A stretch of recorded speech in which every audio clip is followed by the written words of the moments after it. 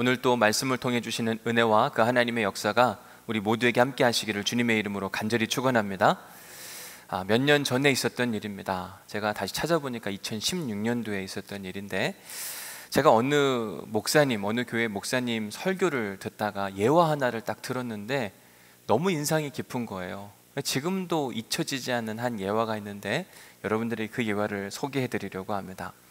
그 목사님 교회에는 뒤늦게 결혼한 늦가기 신혼 부부가 있었답니다.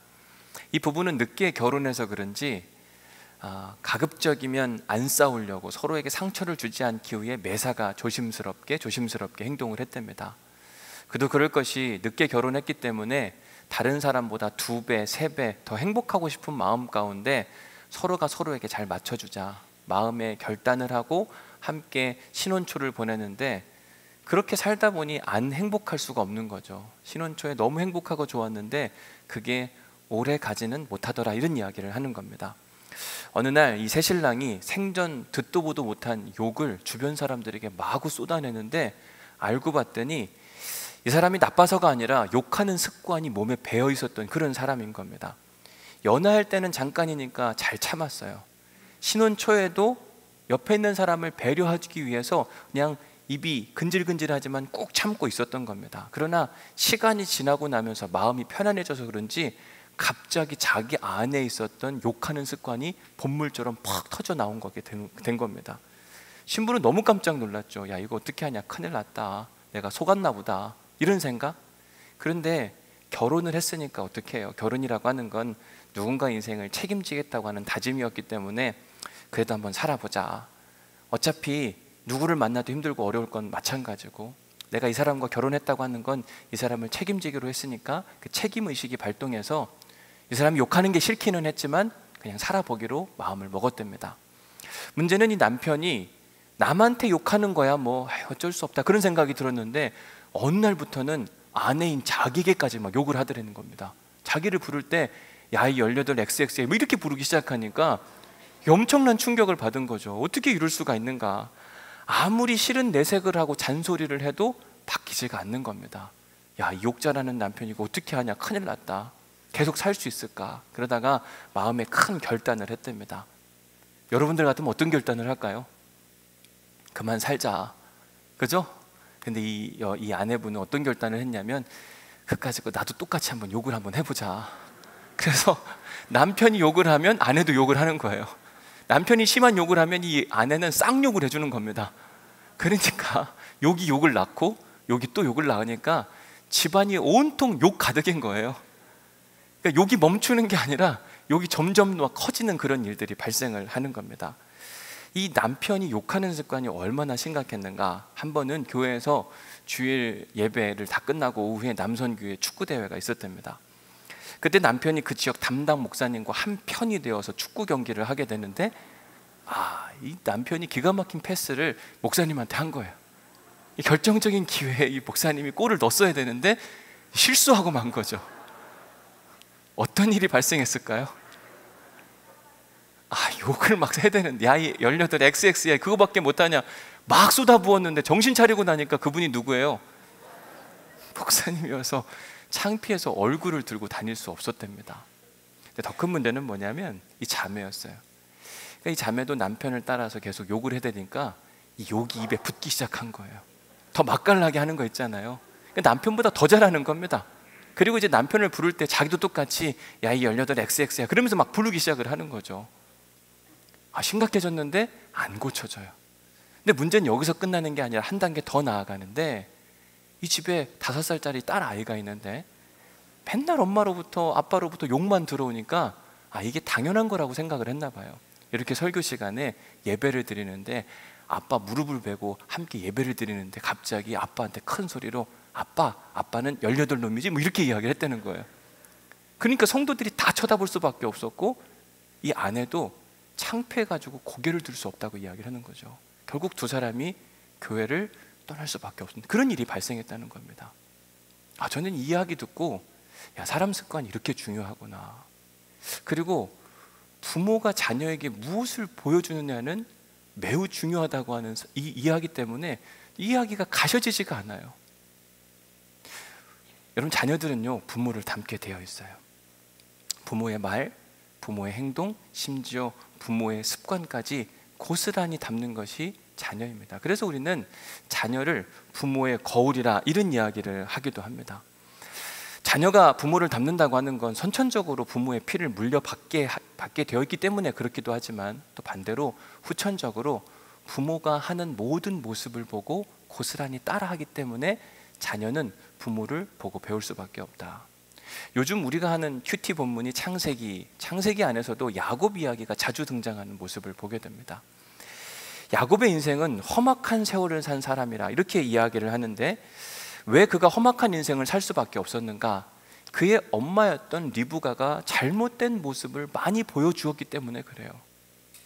그의 엄마였던 리브가가 어떤 인생을 살았길래 그렇게 이야기할 수밖에 없는가? 이제 예를 들어 드릴게요. 창세기 27장 1절 말씀을 함께 읽어보겠습니다. 시작. 이삭이 나이가 많아 눈이 어두워 잘 보지 못하더니 맏아들 에서를 불러 이르되 내 아들아 하매 그가 이르되 내가 여기 있나이다 하니. 하나님의 사람이었던 이삭이 눈이 어두워서 이제 나이가 많아지고 눈이 어두워지면서 자기의 삶이 얼마 남지 않았다 생각해서 그런지 이제 자기의 축복권, 이스라엘 백성들에게는 장자 축복권이 있었는데 그 축복을 해주려고 에서를 불렀습니다. 이제 내가 세상을 떠날 날이 얼마 남지 않은 것 같으니까 내가 너한테 축복해 주기를 원한다.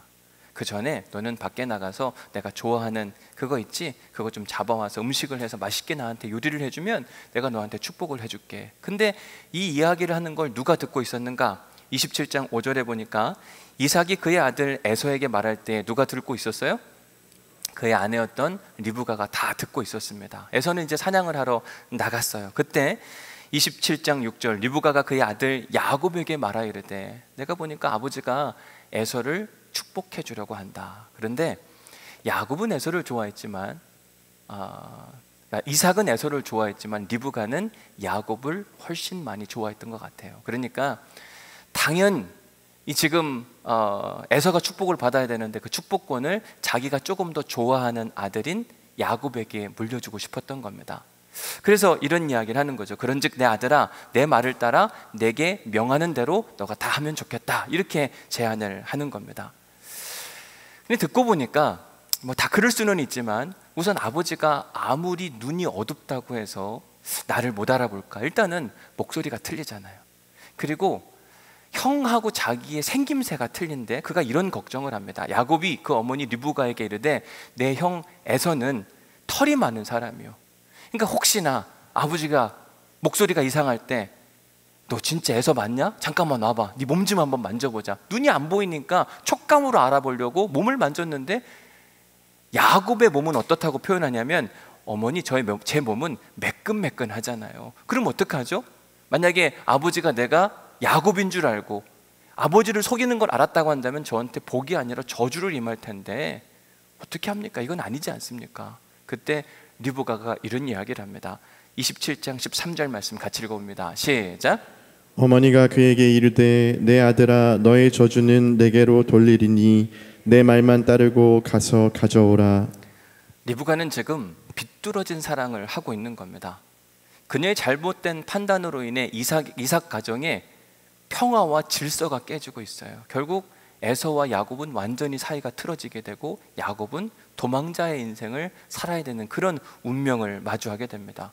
왜 그렇게 될 수밖에 없었냐면 엄마의 잘못된 사랑 때문에 그런 거예요. 그런데 이렇게 엄마에게 사랑받던 야곱이 이런 리브가의 모습을 꼭 빼닮았어요. 그래서 그는 실수하고 잘못된 판단과 결정을 많이 합니다. 그래서 그 잘못된 판단과 결정에 대한 모든 책임, 모든 결과를 자기 스스로 오로지 다 감당해야만 했습니다. 그래서 그런지 모르겠지만요, 창세기 47장에 보면 애굽 왕이 야곱에게 나이를 묻는 장면이 나옵니다. 자, 47장 9절 말씀 같이 읽어볼게요. 시작. 야곱이 바로에게 아르되 내 나그네 길의 세월이 130년이니이다. 내 나이가 얼마 못 되니 우리 조상의 나그네 길의 연조에 미치지 못하나 험악한 세월을 보내었나이다 하고. 내가 130년을 살았는데 내 130년 산 인생을 정리해봐서 한 단어로 표현한다면 험악한 세월을 살았다. 왜 하나님의 사람이었던 야곱이 험악한 세월을 살 수밖에 없었는가? 누구 때문에요? 그의 어머니가 보여준 잘못된 삶의 습관이 고스란히 아들에게 물려지고, 그로 인해서 야곱이 했던 모든 판단과 결정들이 자기 인생을 험악하도록 만들어갔어요. 결국 모든 자녀들의 책임, 자녀들의 잘못된 책임은 누구에게 있는 것이냐? 부모님에게 있다. 제가 이런 설교를 하면 자녀들이 엄청 좋아합니다. 왜 그럴까요? 합리화하느냐고. 그래, 나의 나된 것은 다 누구 때문이에요? 우리 엄마 아빠 때문이다. 내가 잘못 사는 건 다 우리 엄마 아빠 때문이 아닐까. 이게 틀린 말도 아니지만 또 맞는 말도 아니에요. 왜 그런가? 오늘 본문에 등장하는 사도 바울 역시 그의 아버지가 그렇게 좋은 삶의 철학을 그에게 가르쳐 주지 않았어요. 사도 바울의 아버지는 권력지향주의자였습니다.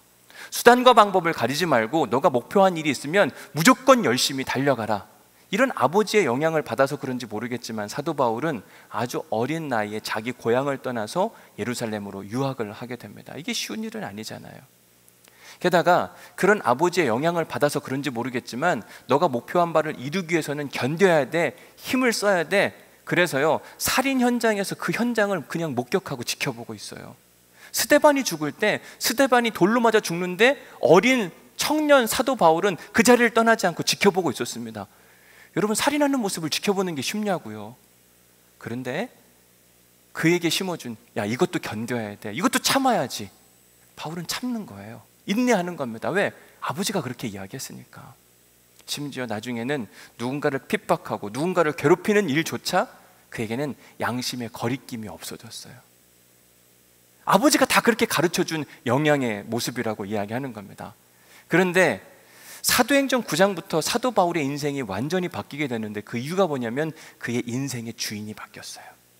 사도행전 9장 이전까지 그의 인생의 주인은 누구였냐면 철저하게 그의 육신의 아버지. 나는 아버지를 내 삶의 롤 모델로 삼아서 아버지처럼 살고 싶고 아버지가 원하는 대로, 아버지가 가르쳐준 대로 살고 싶다. 이게 그의 인생 목표였습니다. 그래서 그런지 사도행전 9장 이전까지의 사도 바울의 모습을 보면 누가 보이냐면 그의 아버지가 보이는 겁니다. 아, 그래, 사도 바울의 아버지가 이걸 가르쳤겠지, 그랬으니까 이렇게 했겠지. 그런데 사도행전 9장 이후부터는 사도 바울의 모습이 확 달라지는데 그 이유가 뭐냐면 그의 인생 주인이 더 이상 그의 육신의 아버지가 아니라 살아계신 여호와 하나님 아버지가 되었기 때문에, 예수 그리스도를 자신의 인생 주인으로 살다 보니까요, 그의 삶 가운데 누구의 모습이 보냐면 육신의 아버지의 모습이 아니라 살아계신 하나님의 아들 예수 그리스도의 모습이 곳곳에서 보이는 거예요. 오늘 본문에 등장하는 사도 바울 모습 안에도 예수님의 모습이 보여요. 어디 보이는가 보십시오. 오늘 본문 33절 말씀 함께 읽어보겠습니다. 시작. 날이 새어가매 바울이 여러 사람에게 음식 먹기를 권하여 이르되 너희가 기다리고 기다리며 먹지 못하고 줄인 지가 오늘까지 열 나흘인즉. 지금 육지가 가까웠다는 소식을 듣고 뱃사람들은 닷을 내렸습니다. 그리고 해가 뜨기를 기다렸고 항구가 보이면 이제 들어가려고 하는 그런 상황이었어요. 날이 점점점 밝아지는데도 불구하고 사람들이 희망을 갖지 않고 여전히 아무 음식도 먹지 않고 그냥 널브러져 있는 모습을 봤을 때 사도 바울이 답답한 거죠. 언제까지 그렇게 굶고 있을 거냐, 그러지 말자, 우리 뭐 좀 먹자. 그래서 34절을 보니까 음식 먹기를 권하니, 하나님 우리를 구원해 주실 거다, 우리 먹자, 힘을 내자, 이렇게 이야기를 하는 거죠. 그래서 35절, 떡을 가져다가 모든 사람 앞에서 하나님께 축사하고 떼어 먹기를 시작하며. 자, 여러분, 요 본문을 보면 뭐가 생각이 날까요? 오병이어의 사건 생각나지 않으세요? 마태복음 14장 19절 말씀 같이 읽어봅니다. 시작. 무리를 명하여 잔디 위에 앉히시고 떡 5개와 물고기 2마리를 가지사 하늘을 우러러 축사하시고 떡을 떼어 제자들에게 주시매 제자들이 무리에게 주니. 저는 35절 말씀 읽으면서 딱 요 본문이 그냥 함께 오버랩이 되는 겁니다. 그래, 예수님도 저렇게 했는데 사도 바울도 저렇게 하네? 예수님이 갈릴리 호숫가에 있는 근처의 빈 들에서 사람들을 가르치기 시작합니다. 가르치기 전에 기사와 표적, 수많은 이적들을 만들어내셨어요. 안진뱅이를 일으키셨고 눈먼 자를 보게 하셨고 귀신들을 내쫓으시며 귀머거리를 듣게 하셨습니다. 사람들이 열광할 수밖에 없죠. 그 예수님께서 하나님 나라를 선포하셨는데 강력하게 회개하라 천국이 가까이 왔느니라, 회개라고 하는 것은 무엇인지, 하나님 나라가 얼마나 좋은지를 자세히 설명하셨고, 때로는 잘 못 알아듣는 사람이 있을 때에는 비유로 설명해서 막 가르쳐 주셨어요. 청중들은 너무 행복하고 좋았어요. 자기 눈앞에서 표적과 기사가 막 나타나죠. 예수님의 말씀은 달고 너무 좋아서 시간 가는 줄 몰랐습니다. 그래서 마태복음 14장 15절에 보니까 저녁이 되매, 분명 날이 밝을 때 일이 이루어지고 있었는데 점점 어두워지는데도 예수님의 말씀은 끊이지가 않는 겁니다. 저녁이 되매 제자들이 이야기하죠. 선생님, 사람들을 다 보내서 뭔가를 먹고 올 수 있도록 해야 되는 거 아니겠습니까? 이런 제안을 합니다. 그때 예수님의 답변은 이렇습니다. 예수께서 이르시되 보낼 것 없다, 그들이 갈 것 없다, 너희가 먹을 걸 주면 되지 않냐. 그러자 예수님이 이렇게 이야기하죠. 제자들이 이렇게 이야기하죠. 제자들이 이르되 여기에 우리가 가지고 있는 것은 5떡 5개와 물고기 2마리뿐입니다. 아무것도 없습니다. 그러자 예수님이 그것을 내게 가져오라 이야기를 합니다. 그 말인즉슨 내가 무언가를 하겠다고 하는 것인데, 그게 바로 그 마태복음 14장 19절에 나오는 이야기예요. 무리를 명하여 잔디 위에 앉게 하시고 떡과 물고기를 가지사 하늘을 우러러 축사하신 다음에 떼어 제자들에게 나누어 주신 이야기. 여러분, 이 오병이어의 사건은요, 너무나도 유명한 사건이어서 그런지 모르겠지만 성경을 보면 마태복음, 마가복음, 누가복음, 요한복음, 사람들은 예수님이 하신 행적들을 잘 기록하고 있는데, 어떤 행적들은 요한복음에만 있고 어떤 이야기들은 누가복음에만 있고, 다 각각 복음서에 담겨져 있는 이야기들이 달라요. 근데 신기하게도 마태, 마가, 누가, 요한이 함께 기록하고 있는 이야기가 뭐냐면 바로 이 오병이어의 사건이에요. 그 말인즉슨 이 오병이어의 사건은 누구나 다 알 정도로 아주 유명한 사건이었다고 이야기를 하는 겁니다. 마치 이런 거죠. 여러분, 크리스마스 있잖아요. 크리스마스는 기독교인들만 아는 게 아니라 비기독교인들 역시 크리스마스가 뭔지를 명확하게 알고 있습니다. 지금으로부터 2000년 전 하나님의 아들 예수 그리스도께서 이스라엘의 어느 한 동네에서 말구에서 태어나신 이야기. 이거는요, 교회를 안 다녀도 누구나 다 아는 이야기. 지구상에서 이 이야기를 모르는 사람이 몇 명이나 될까? 그만큼 유명하다 이 이야기를 하는 거죠. 오병이어 사건도 마찬가지였어요. 그 당시에요, 오병이어 사건은 초대교회 성도들만 알고 있었던 것이 아니라 유대인도 알고 있었고, 심지어 믿지 않는 이방인들까지 다 알고 있던 그런 이야기입니다. 그래서 사도 바울이 알렉산드리아에 타고 있었던 14일 동안 굶었던 그런 사람들에게 하늘을 우러러 축사하고 떡을 떼어 나누어 줄 때 사람들은요, 누가 생각이 났냐면 예수님이 생각이 난 거예요. 저거 예수님이 옛날에 하신 일들인데, 근데 그 일들이 실제로 이루어지네? 이처럼 바울은 그가 어떤 행동을 하면 자꾸 누가 생각이 났냐면 예수님이 생각이 나는 거예요. 실제로 오늘 읽지는 않았지만 여러분 38절 말씀 보세요. 38절 말씀 같이 읽어볼까요? 시작. 배부르게 먹고 밀을 바다에 버려 배를 가볍게 하였더니. 배부르게 먹었다고 이야기하죠. 그죠? 근데 마태복음 14장 20절에 보면 똑같이 이야기해요. 어떻게 해요? 다 배불리 먹고. 그러니까 사도 바울이 한 행동을 보면은요, 예수님하고 똑같다니까요. 사도 바울이 하는 말과 행동과 어느 때는 그의 편지를 보면 예수님의 흔적을 곳곳에서 볼 수 있어요. 저는 오늘 본문 말씀을 보면서요, 사도 바울의 행동을 통해서 예수님의 모습이 또 하나 발견되는 장면을 보게 됩니다. 그게 어디냐면 36절 말씀이에요. 우리 36절 말씀 읽어볼까요? 시작. 그들도 다 안심하고 받아 먹으니. 안심하고 받아 먹었다. 저는 이 안심하다는 단어가 너무 수상한 거예요. 떡을 줬는데 안심하고 받아 먹었다. 여러분, 안심의 반대말은 뭐죠? 불안, 의심, 뭐 이런 거 아닐까요? 그러니까 사도 바울이 떡을 주려고 하는데 사람들은 의심했다. 왜 의심했는가? 바울이 알렉산드리아에 타고 있던 사람들에게 뭐라고 이야기하냐면, 우리 음식을 먹읍시다. 언제까지 이렇게 굶주리고 있을 겁니까? 이제 곧 날이 새고 우리가 하나님의 은혜 가운데 구원을 받게 될 텐데 혹시 무슨 일이 일어날지 모르지 않습니까? 지금 이 체력으로는 하나님이 일하시고 싶어도 일하실 수 없는 경우가 발생할 수 있으니까 우리 일단 체력 보충부터 합시다. 이런 사도 바울의 예상이 적중하게 됩니다. 오늘 본문 읽진 않았던 27장 41절에 보면 이런 일이 일어나죠. 같이 읽어봅니다. 시작. 두 물이 합하여 흐르는 곳을 만나 배를 걸매 이 물은 부딪혀 움직일 수 없이 불고 고물은 큰 물결에 깨어져 가니. 자, 배가 어떻게 된 겁니까? 파손된 상황을 이야기해요. 결국 그래서 사람들이 어떻게 했어야 되는가? 43절에 보니까 헤엄쳐서 건너갈 수밖에 없는 그런 상황. 여러분, 이때 지금 배불리 떡을 먹지 않았으면, 체력을 보충하지 않았으면 헤엄쳐 갈 수 있었을까요? 없었을까요? 아마 헤엄치다가 다 기진맥진해서 물속에 수장될 수도 있는 그런 상황. 그러니까 바울이 음식을 먹자고 하는 이야기는 합당한 이야기였어요. 그런데 지금 음식을 권하는 그 사람이 누구냐가 중요하죠. 여러분, 알렉산드리아에 타고 있었던 사도 바울의 신분이 뭐였습니까? 죄수였어요. 죄수인 그가 배에 타고 있었던 모든 사람들에게 떡 먹읍시다, 왜 안 먹습니까? 라고 권면을 하는데, 그 권면을 받는 사람들 중에는 로마의 백부장 율리오도 있었고, 그리고 자기를 지키고 관리하던 로마의 간수들도 있었습니다. 여러분, 죄수가 간수에게 뭔가를 건넸어요. 음식을 먹자 이야기합니다. 그런데 이게 먹기가 좀 약간 애매모호한 게, 여러분, 거기에 뭐가 들었을지 어떻게 알아요? 저기다 뭐 타고 혹시나 독이나 묻히고 우리 먹고 자기 자유로워지려고 그러는 거 아닐까? 이런 마음에 의심이 드니까 도무지 그걸 받아 먹을 수가 없는 그런 상황. 어느 누구도 나서서 이거 먹어야지, 이런 사람이 단 한 사람도 없었던 겁니다. 또 하나의 문제가 있는데, 그 배에 타고 있었던 사람들은 며칠을 굶었다고요? 14일을 굶었다고 이야기합니다. 여러분, 금식해 보신 분들은 알 텐데 하루 이틀 안 먹는 거, 이거는 전혀 문제가 안 됩니다. 하루 이틀 안 먹다가 어떤 음식을 먹어도 별 문제가 없지만, 사람이 일주일, 열흘, 보름 이렇게 장기간 금식을 할 때 가장 조심해야 되는 게 뭐죠? 금식 끝나고 나서 첫 번째로 조심해야 되는 게 뭡니까? 음식이에요. 먹는 겁니다.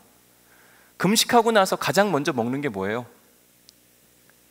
그렇죠. 죽이나 미음이나 부드러운 걸 먹어야 이 속이 편안해지잖아요. 딱딱하고, 왜냐하면 장이 이미 다 가만히 있는 거예요. 운동하지 않았는데 갑자기 뭔가 딱딱한 음식이 들어가면 자기의 배를 매우 힘들게 하고 아프게 할 가능성이 많은 겁니다. 근데 이 배에 타고 있었던 사람들은 14일 동안 굶고 있었어요. 속이 완전히 지금 정지되어 있는 상태, 뭔가 하나 잘못 먹었다가는 큰일 날 수 있는, 체할 수도 있는. 여러분, 체기가 심하면 죽는 거 아시잖아요.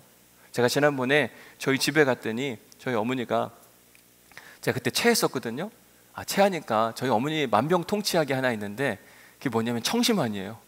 그러니까 뭐든지 아프면 청심환 먹으면 다 낫는다고 이야기합니다.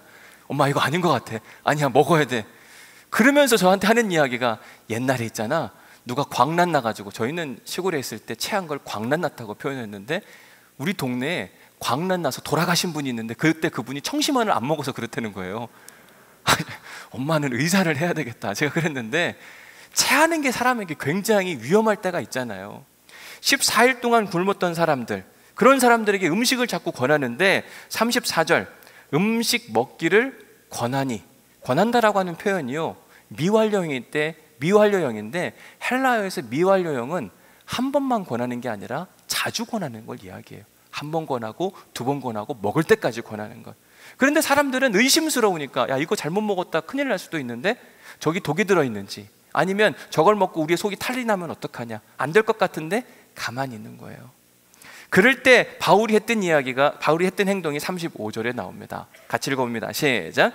떡을 가져다가 모든 사람 앞에서 하나님께 축사하고 떼어 먹기를 시작하매. 여러분, 14일을 굶고 가장 먼저 첫 번째로 먹은 사람이 누구예요?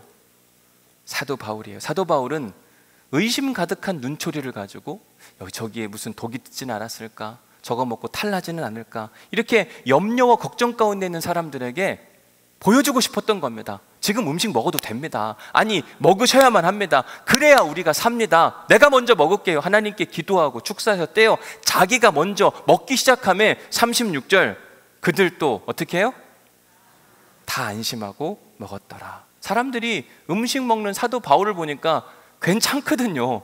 독도 안 들어있고 지금 14일 굶었는데 저 떡을 먹어도 괜찮다고 하는 것을 보고 나니까 자기들도 배고프니까 허겁지겁 떡을 먹는 장면이 36절에 등장을 하는 겁니다. 저는 이런 사도 바울의 모습을 통해서 예수님이 보였어요. 어떤 모습이냐? 솔선수범하는 모습, 희생양이 되어주는 모습. 아무도 하지 않으려고 하잖아요. 그런데 자기가 먼저 먹음으로 말미암아 괜찮다, 이거 봐라, 왜 안 먹냐? 여러분, 요한복음 13장 14절에 보면은요, 예수님이 제자들의 발을 씻겨주고 나서 선생님 이걸 왜 하신 겁니까? 라고 물었을 때 그가 이렇게 이야기합니다. 내가 주와 또는 선생이 되어 너희의 발을 씻겼으니 너희도 서로의 발을 씻어주는 것이 옳으니라. 예수님이 제자들에게 끊임없이 복음이 무엇이고 하나님 나라 백성이 무엇인지를 가르쳐줬는데도 불구하고 도무지 움직이지 않는 제자들의 모습을 보고 안 되겠다 싶었는지 예수님이 먼저 제자들에게 무릎을 꿇고 발을 씻겨주면서 이렇게 하는 것이 옳으니라 온전히 가르쳐주는 겁니다. 먼저 나서서 가장 먼저 솔선수범 보여주시고 희생양이 되어주신 분이 예수님이세요. 마태복음 20장에서 예수님이 제자들에게 이렇게 이야기합니다. 인자가 온 것은 섬김을 받으려 함이 아니라 도리어 섬기게 하고 자기의 목숨을 많은 사람의 대속물로 주려 함이니라. 예수님은요, 이런 이야기를 하고 십자가 복음에 대한 이야기를 할 때 예수님은 자기가 먼저 십자가 지는 모습을 소개하면서 너희도 너희를 부인하고 자기 십자가를 지라고 이야기하는 가장 앞서서 나아가시는 모습을 보여줘요. 이런 바울의 모습을 보고 사람들은 예수님 닮았다, 그래 예수님이라면 저렇게 했을 거야. 저는 지난 특별 새벽 기도를 하면서 여러분들을 통해서 예수님의 모습을 많이 보게 됐습니다. 무엇보다 함께 특별 새벽 기도하자 이렇게 제안을 했을 때 숫자를 계산해 보니까요, 450명 이상이 오셨더라고요. 전날하고 마지막 날. 참 이게 쉬운 일은 아니잖아요. 어떤 믿음의 선포를 하고 함께 뭐 해보자 했을 때 450명이 모였다는 건 정말 큰 은혜라고 저는 생각이 들거든요. 참 감사하다. 말씀에 순종하는 그 모습들, 예수님의 모습이 아닐까. 그러면서도 그 안에 함께 또 새벽부터 섬겨준 사역자들, 우리 관리집사님은 저 새벽 3시 50분 이때쯤 나와서 막 문 열기 시작한다니까요. 얼마나 고마워요. 누군가 희생이 있어야 안전하게 그리고 기쁘게 뭔가를 할 수 있는데 참 고맙다. 찬양단으로 섬겨주느냐고 일찍 오시고, 주차봉사로 섬겨주시니 일찍 오시고, 예수님이라면 진짜 이렇게 했겠구나. 그 중에서도 정말 주차봉사위원이 없었을 때 어느 한 여자 교우분이 자기가 다리가 아파가지고 힘들고 어려운 상황에도 불구하고 주차장에서 주차봉사한 그 모습을 보면은요, 예수님이 여기 계시구나. 이게 어떻게 가능해요? 누구보다 먼저 희생양이 되어주고 솔선수범하고 계속 또 채워주시는 그 하나님의 은혜를 보면서 분명히 하나님이 기억하실 거다. 하나님 나라 문 앞에 섰을 때 내가 너 2022년 가을 특세 때 그거 한 거 내가 기억한다. 너 하나님 나라 들어갈 자격이 있다. 들어가 통과. 하나님 하시는 일이 진짜 특별하다. 저는 목회하면서 소원과 꿈이 하나 있어요. 오늘 설교 제목도 보면 뭐라고 되어 있냐면 내 삶의 소망. 저한테 삶의 소망이 하나 있는데 그 소망이 뭐냐면 오늘 우리가 함께 부를 찬양이기도 하지만 내 삶의 소망, 내가 바라는 한 분, 예수 닮기를 내가 원하네. 한없는 사랑, 풍성한 긍휼, 예수 닮기를 내가 원하네. 제 목회적 꿈과 소망이 뭐냐면 목사님 보니까 예수님 닮았네요. 목사님 덕분에 예수 믿게 됐습니다. 제 목회적 소망과 꿈은 거기에 있습니다. 근데 이게 참 어려운 것 같아요. 잘 안 돼요. 실수도 많고 부족한 부분도 많고. 왜 안 될까? 뭐가 문제일까?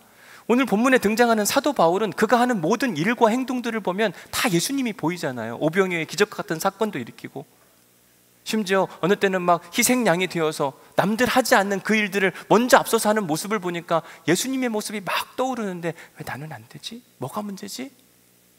이 문제에 대해서 하나님께 기도하고 하나님께 그 해답을 구하는 중에 답을 찾았어요. 그 답이 뭐냐? 내 인생의 주인을 바꾸라. 사도 바울의 인생의 주인이 원래는 육신의 아버지였어요.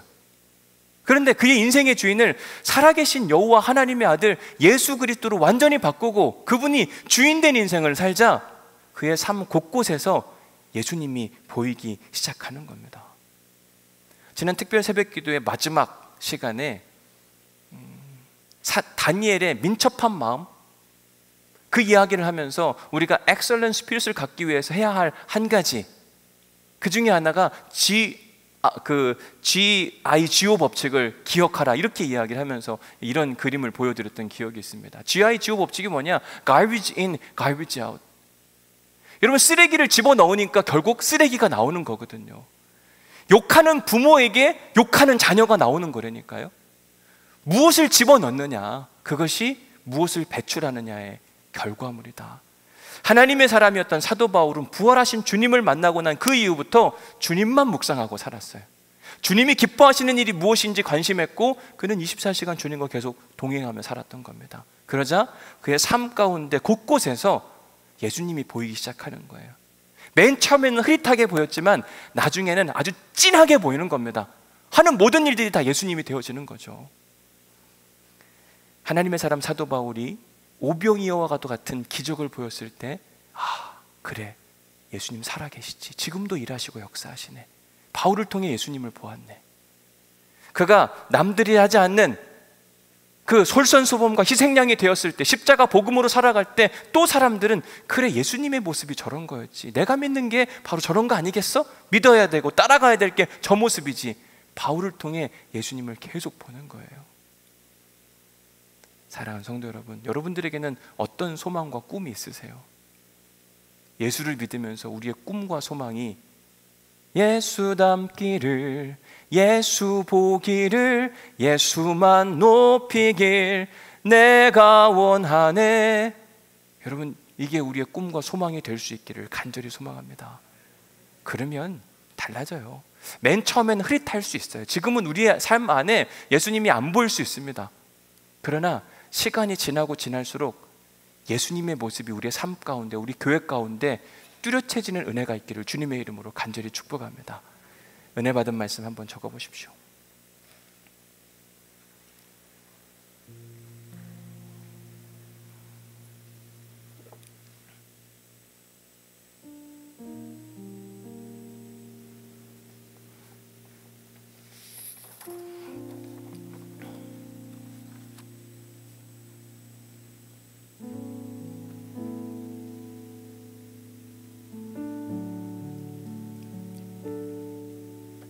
두 번째 질문, 당신은 자녀들에게 무엇을 담게 하고 싶습니까?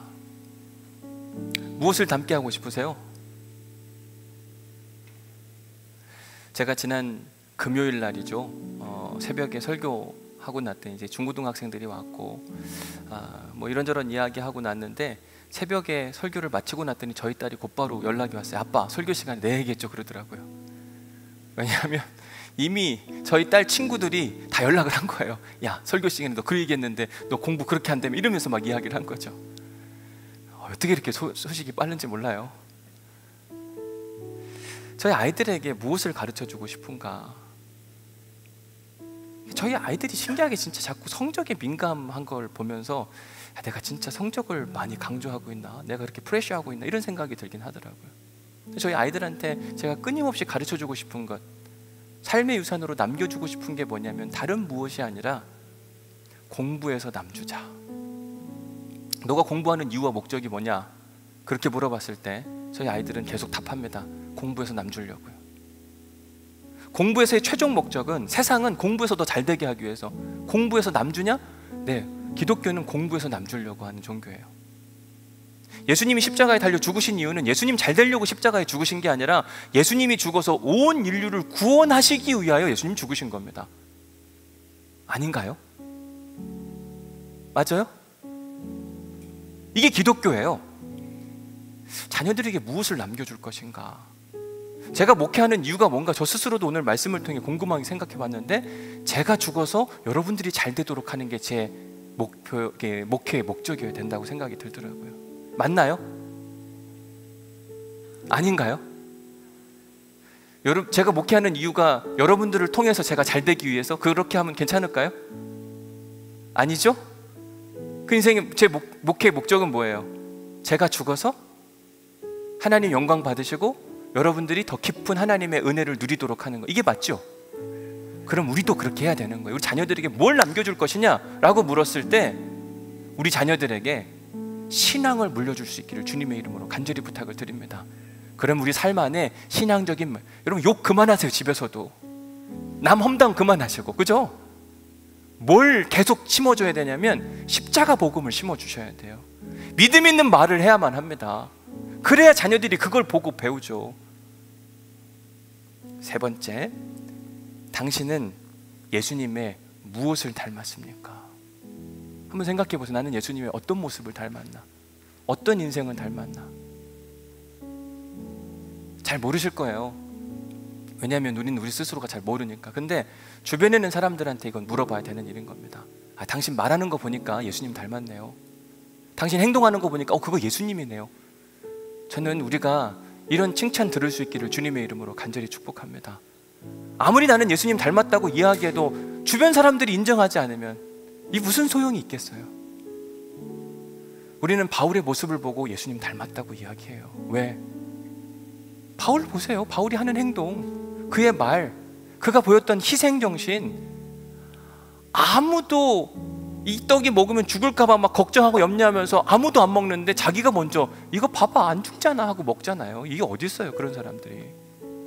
예수님이 그렇게 하셨거든요. 십자가 지는 게 끝이 아니라 십자가 뒤에 부활이 있으니까 십자가 지는 인생을 살아라. 예수님이 먼저 십자가를 지셨어요. 그 예수님을 우리가 닮고 살아갈 수 있기를 주님의 이름으로 간절히 축복합니다. 우리 함께 이 찬양 주님 앞에 올려드리겠습니다. 내 삶의 소망, 내가 바라는 한 분, 그 예수님 닮기를 소망합니다.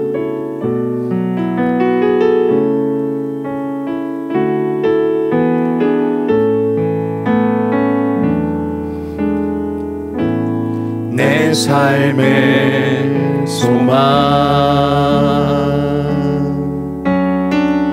내가 바라는 한 분, 예수 닮기를 내가 원하네. 한없는 사랑, 풍성한 긍휼, 예수 닮기를 내가. 우리 2절 찬양해 보겠습니다. 온유하시고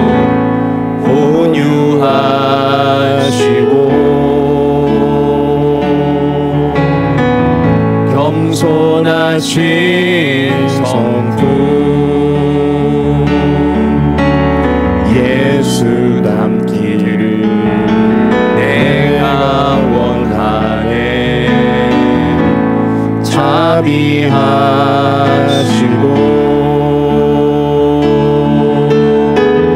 위로자 되신 주, 예수 닮기를 내가 원하네. 예수 닮기를, 예수 보기를, 예수만 높이길 내가 원하네. 내 평생 소원, 예수 닮기를, 예수만 닮기를 내가 예수 닮기를, 예수 닮기를, 예수 보기를, 예수만 높이길 내가 원하네. 내 평생 소원, 예수 닮기를, 예수만 닮기를 내가 원하네. 여러분 예수님 닮기 원하시죠? 예수님 정말 닮았으면 좋겠죠? 근데 진짜 이게 잘 안 돼요. 그렇지 않나요? 저도 잘 안 되고 아마 우리 모두가 잘 안 되는 부분이지 않을까. 그러나 우리의 목표를 잃어버리면 안 돼요. 내가 때로는 넘어지고 실수해도 다시 내 목표를 명확히 해야만 합니다. 내가 예수 믿는 이유, 소망이 무엇인가? 뭐예요? 예수 닮기를. 내 삶에서 예수님이 보였으면 참 좋겠다. 어느 트럭 운전하시는 분이 저한테 이번에 새벽 기도에 참여하셔서 그런 이야기 하시더라고요. 그분은 막 그렇게 믿음이 막 엄청 좋은 분은 아니에요. 그런데 목사님, 어느 때 보면 기독교인 때문에 화가 날 때가 있다는 거예요. 왜요? 트럭 운전하다 보면 꼭 트럭에다가 책을, 성경책 올려놓고 열심히 하는 분들 보는데 도무지 그 사람한테 예수님 모습이 안 보인다는 거죠. 자기가 그렇게 이야기한대요. 차라리 그 성경책을 밑으로 집어 넣으시라. 왜 그걸 올려놓고 하냐? 그리고 그렇게 하면 안 되지 않냐? 그런데 그분이 하신 이야기가 더 가관인 겁니다.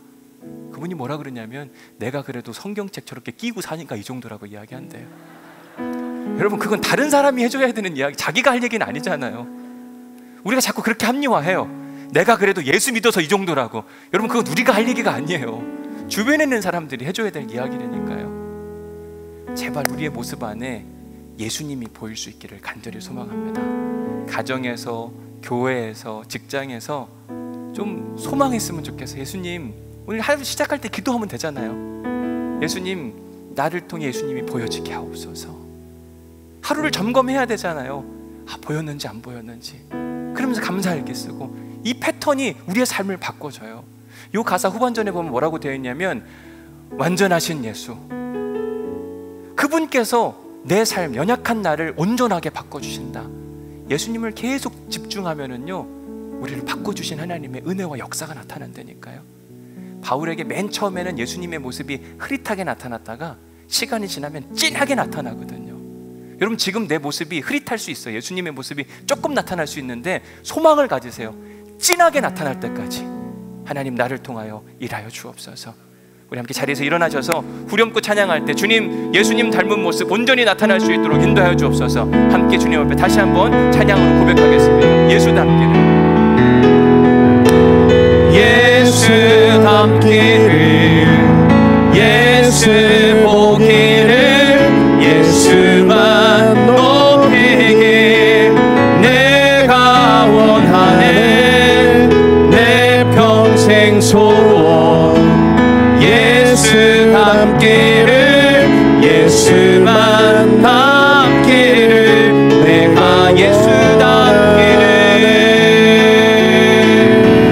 예수 닮기를, 예수 보기를, 예수만 높이길 내가 원하네.